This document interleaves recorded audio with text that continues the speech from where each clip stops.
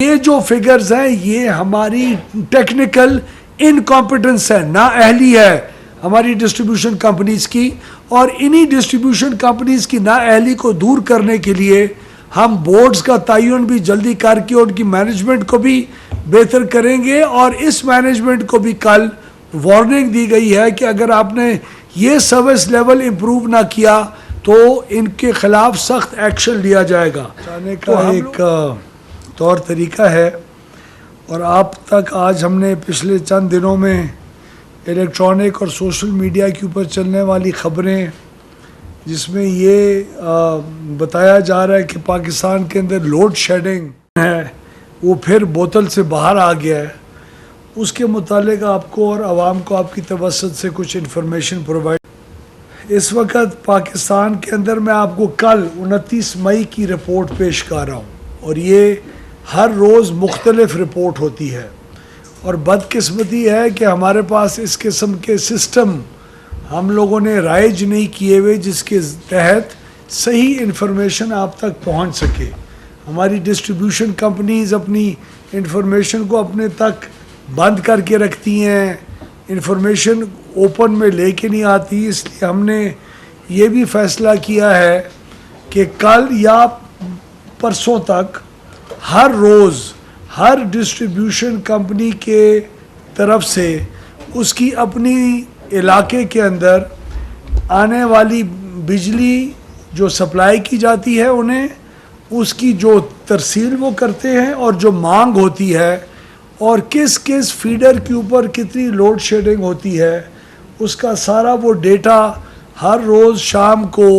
پیش کیا کریں گے فار دا جنرل پبلک اور میڈیا کے لیے۔ میں آپ کو اس بات کی بھی یاد دہانی کراؤں کہ آج سے کئی سال پہلے جب میں وفاقی وزیر توانائی تھا تو ہم نے روشن پاکستان کے نام سے ایک ایپلیکیشن کے اوپر ڈیٹا اوپنلی اور ٹرانسپیرنٹلی پرووائڈ کرنا شروع کیا تھا۔ وہ ڈیٹا اب بھی وہ جو ڈیٹا ہے وہ اب بھی ہم انشاءاللہ اگلے 1-2 دنوں کے اندر روشن پاکستان بالکل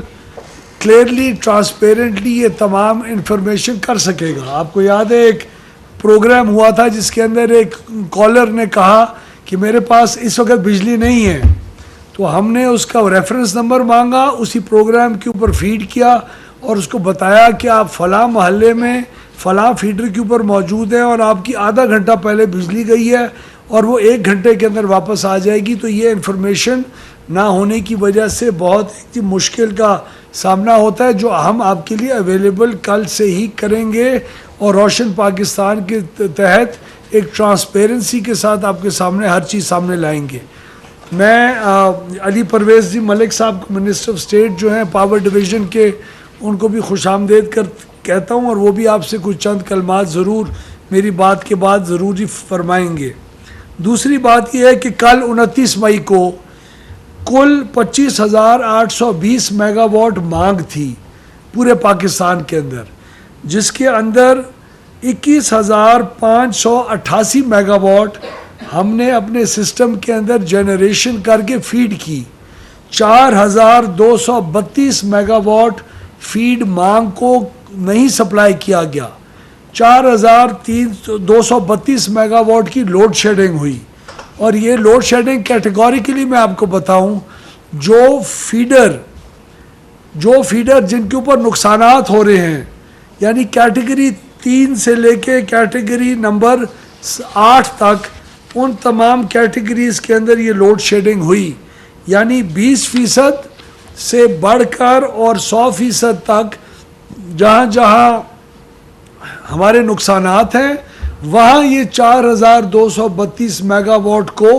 نہیں دیا ہم نے، اور نہ دینے کی وجہ یہ ہے کہ اگر ہم دیں وہ بجلی تو نقصانات اس حد سے بڑھ جائیں گے کہ پاکستان کی معیشت کا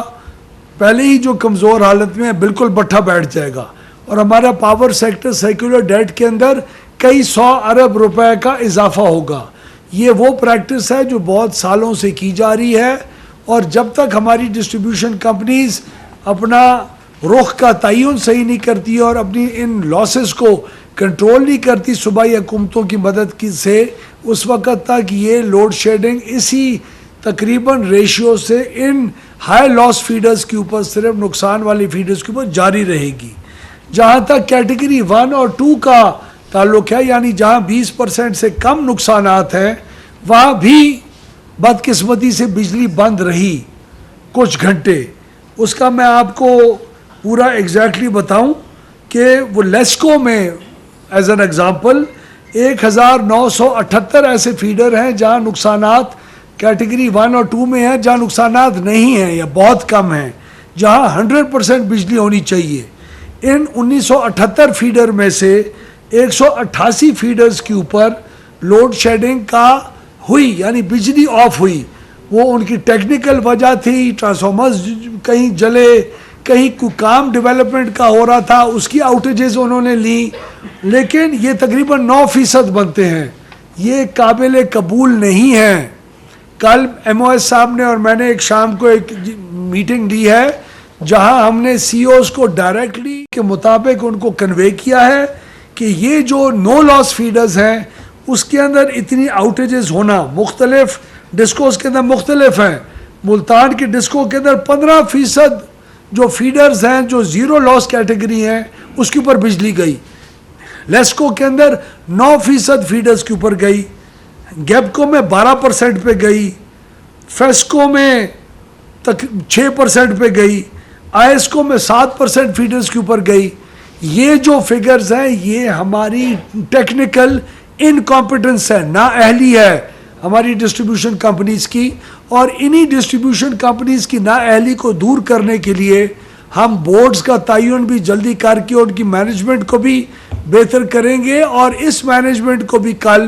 وارننگ دی گئی ہے کہ اگر آپ نے یہ سروس لیول امپروو نہ کیا تو ان کے خلاف سخت ایکشن لیا جائے گا۔